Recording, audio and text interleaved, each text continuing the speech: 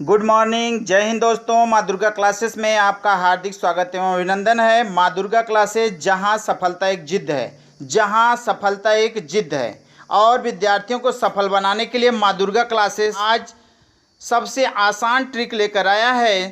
CTET 5 जुलाई 2020 को होने वाली परीक्षा के लिए सबसे आसान ट्रिक, हर चैनल से आसान ट्रिक है। खुद मैं यह टॉपिक अपने अनुभवों से प्राप्त किया हूँ और यह ट्रिक आपको दे रहा हूँ। तो चलिए बिना देर किए चैनल को एक बार सब्सक्राइब कर लीजिए। तो चलिए देखिए माँ दुर्गा क्लासेस द्वारा दिया गया यह आसान ट्रिक। इस ट्रिक से आप अवश्य सफल होंगे। चलिए तो ध्यान दीजिए, एक एक टॉपिक आपके लिए महत्वपूर्ण है। तो पहला है, देखिए, आप स्वयं एक अध्यापक या अध्यापिका हैं। तो जब भी आप परीक्षा देने जाएंगे तो परीक्षा हॉल में बैठेंगे तो आप यह जान लीजिए कि आप स्वयं क्या हैं, एक अध्यापक या अध्यापिका हैं। ठीक। और दूसरे पॉइंट पे, विद्यार्थी को किसी प्रकार से कष्ट नहीं होना चाहिए। तो आप ध्यान देंगे कि जिस विद्यार्थी के विषय में बात की गई है उस विद्यार्थी को किसी प्रकार का कष्ट नहीं होना चाहिए। अर्थात विद्यार्थी को किसी भी प्रकार से दुख का अनुभव नहीं होना चाहिए। भले ही अध्यापक दुखी हो जाए कोई बात नहीं, लेकिन विद्यार्थी को किसी प्रकार का कष्ट नहीं होना चाहिए। पॉइंट नंबर 3, विद्यार्थी को अवसर मिलने चाहिए। विद्यार्थी को अवसर मिलने चाहिए, अर्थात अवसरवादी उत्तर जिसमें भी है, अगर वह सकारात्मक प्रश्न है तो वह उत्तर आपका अधिकाधिक सही होता है। तो ध्यान दीजिए, बालक को अवसर अवश्य मिलना चाहिए। चाहे कोई भी कार्य हो उसमें बालक को सीखने के लिए अवसर अवश्य मिलना चाहिए, जिससे बालक का सर्वांगीण विकास हो सके। ठीक है। तो पॉइंट नंबर 4, सकारात्मक प्रश्न में सकारात्मक विकल्प लंबा व सही होता है। ठीक है। और कभी कभी छोटा विकल्प सही होता है। तो देखेंगे आप कि सीटेट के प्रश्नों में जो भी विकल्प दिए जाते हैं वह सारे के सारे विकल्प आपको सही लगते हैं, लेकिन कभी कभी ऐसा होता है कि सकारात्मक प्रश्न में सकारात्मक विकल्प जो कि अधिकाधिक लंबा होता है वह सही होता है, या जो बहुत छोटा होता है वह सही होता है। ठीक है। अगला पॉइंट, एनसीएफ 2005 के अनुसार रटने पर जोर नहीं दिया जाता है। अर्थात जहाँ पर भी बालक के रटने की बात आए वह ऑप्शन तुरंत क्या होता है, गलत होता है। यह जान लीजिए कि वह नकारात्मक पॉइंट है। रटना क्या है, नकारात्मक पॉइंट है। ठीक है। अगला पॉइंट देखिए,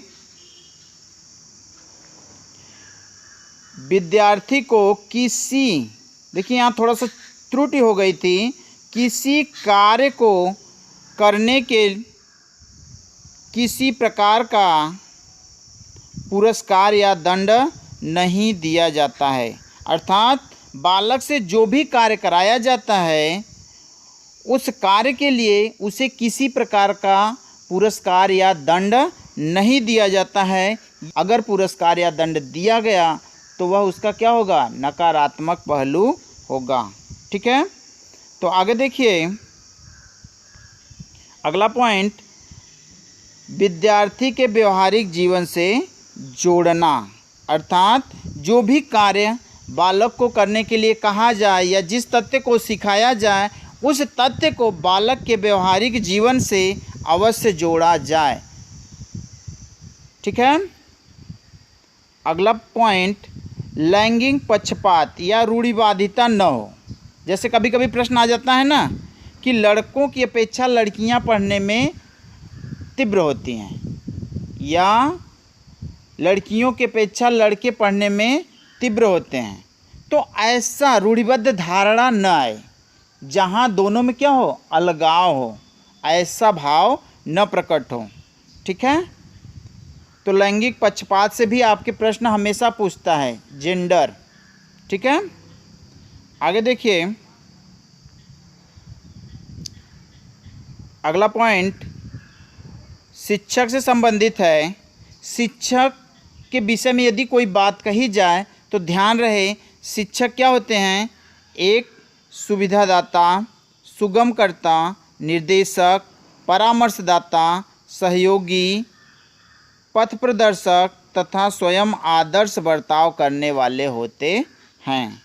ठीक है। तो इस बात पर भी ध्यान दिया जाना चाहिए। आगे देखिए, अगला पॉइंट, विद्यार्थी को करके सीखने पर बल दिया जाए। अर्थात जिस प्रश्न के उत्तर में विद्यार्थी के करके सीखने पर बल दिया जाए या बल दिया गया हो, वह विकल्प अधिकाधिक सही होता है। ठीक है। अगला देखिए, अगला पॉइंट, विद्यार्थी को केंद्र में रख कर प्रश्न को हल करें। अर्थात विद्यार्थी को केंद्र में रख कर ही आप प्रश्नों के उत्तर दीजिए, क्योंकि आधुनिक युग की जो शिक्षा व्यवस्था है वह बाल केंद्रित शिक्षा व्यवस्था है। ठीक है।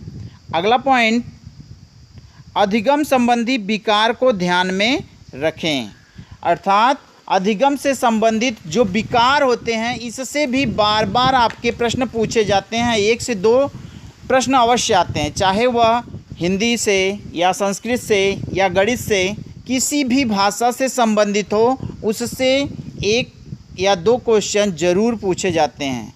जैसे डिस्लेक्सिया किस प्रकार का विकार है, या डिस्ग्राफिया किस प्रकार का विकार है, या डिस्लेक्सिया किस प्रकार का विकार है।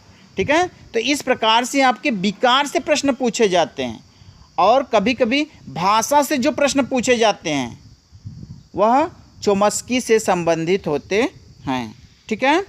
तो आइए आगे हम देखते हैं सकारात्मक पहलू क्या क्या हैं और नकारात्मक पहलू क्या क्या हैं।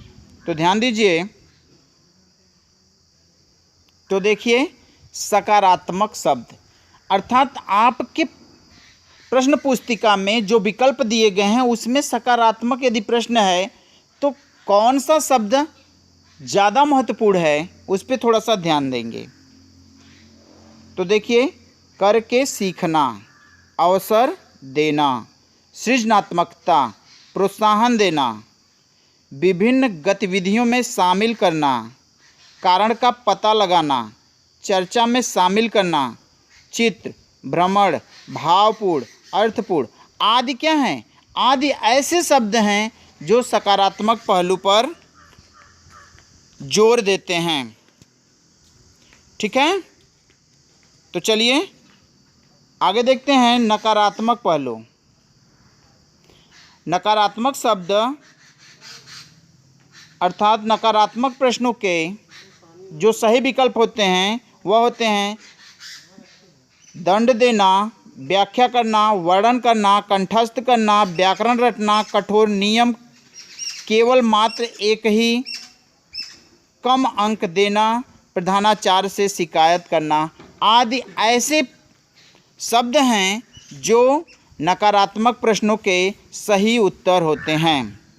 ठीक है। तो यह रहे आपके सीटेट जुलाई 2020 के परीक्षा से संबंधित महत्वपूर्ण ट्रिक।